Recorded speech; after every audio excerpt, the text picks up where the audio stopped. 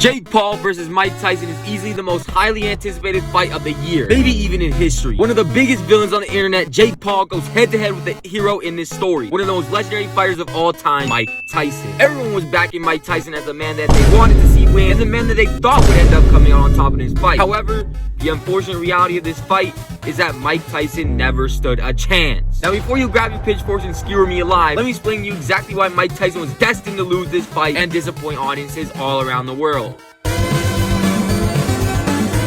Now, the main reason Mike Tyson ended up standing no chance in this fight was something completely out of his control, and it's something that affects even you as the viewer watching this video. That thing that made beating Jake Paul 99.9% improbable for Mike Tyson is a thing that I like to call father time. Now, father time is a concept that in simple terms is applied when a person who's in their prime eventually reaches a point in time where their abilities start to decline. For example, one of the greatest players in NHL history, Alex Ovechkin in his prime was scoring goals left and right, hitting 40 to 50 goals a season, shooting rockets from his office every year when he was in his 20s. Fast forward to present day, he is now in his late 30s. He's actually 39 now, still scoring, but not putting up nearly as many points or shooting nearly as hard as he used to in his earlier age. This is an example of father time dragging the athlete down physically, and this isn't just exclusive to hockey players. Take any outstanding athlete in history who's insanely good, and eventually they start to decline in their old age, and unfortunately Mike Tyson, as insane as he is at fighting, is no exception to this concept of father time. Mike Tyson at the time of the fight was 58 years old.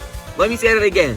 58 years old. Father Time has already stopped to pay Mike Tyson a visit years ago and has been there to nerf his abilities for years now. Mike Tyson was sluggish and slow by the end of round 1, and that's all thanks to Father Time wearing down his body in his old age. Father Time had significantly reduced Mike Tyson's abilities, which means we weren't seeing prime Mike Tyson in this fight at all. We were seeing a nerf Mike Tyson in this fight who just cannot keep up in his old age when compared to young bucks in boxing. Speaking of young bucks, let's look at Tyson's opponent, Jake Paul. Father Time will be stopping by at his door for ages. He is 27 at the time of this fight and was peaking in his capabilities as a fighter. He's just starting to get the experience and raw ability he needs to be able to win fights, and there's no way nerf Mike Tyson will be able to handle someone with the energy of a fighter in his late 20s. It really is just that simple. It's like putting a 60-year-old father up against his son in a 100-meter foot race. Obviously, the son is gonna dust his old man, and that's basically how Mike Tyson versus Jake Paul played out. The old man lost the young buck courtesy of Father Time. If this had been prime Mike Tyson versus prime Jake Paul, the winner would be clear. It's Mike Tyson. But unfortunately, that isn't the fight that was shown to us by Netflix. Speaking of Netflix, they're part of the second reason as to why Mike Tyson won. What do I mean by this? Well,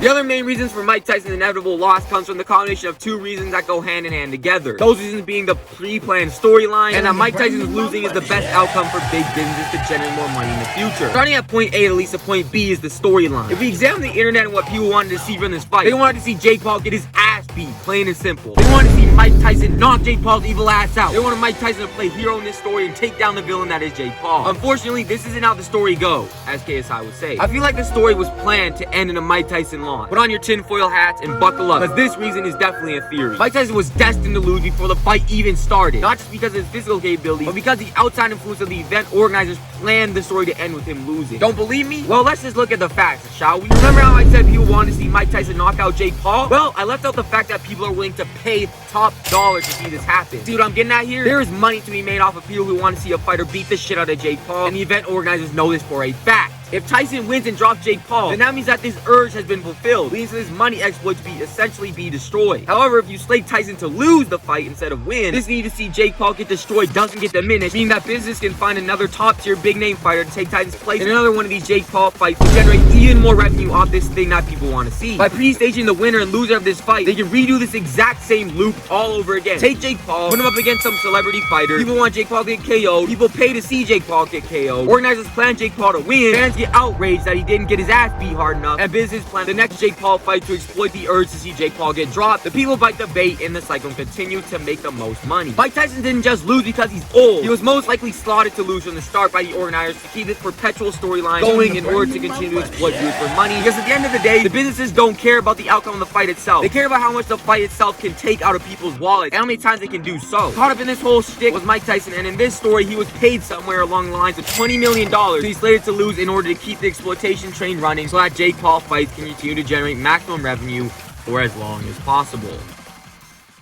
So there you have it. That was the unfortunate reality of Jake Paul versus Mike Tyson. Mike Tyson's loss was truly inevitable for many different reasons, whether that be internal or external factors. Mike Tyson just truly isn't the same Mike Tyson from back all these years ago when my dad was growing up. He's old, slow, and sloppy. He isn't nearly as fast and powerful as he used to be, causing him to lose this fight. However, it wasn't just his abilities that determined the outcome of this fight. It was the external pressure of businesses, the storyline, and most likely scripted nature of this fight that just made it impossible for him to win in the end, no matter how hard he possibly tried. So that's why Mike Tyson ended up losing Jake Paul versus Mike Tyson. Let me know your thoughts on the fight in its entirety, and I'll try to respond to as many people as possible. Thank you for watching, and I'll catch everyone in the next video.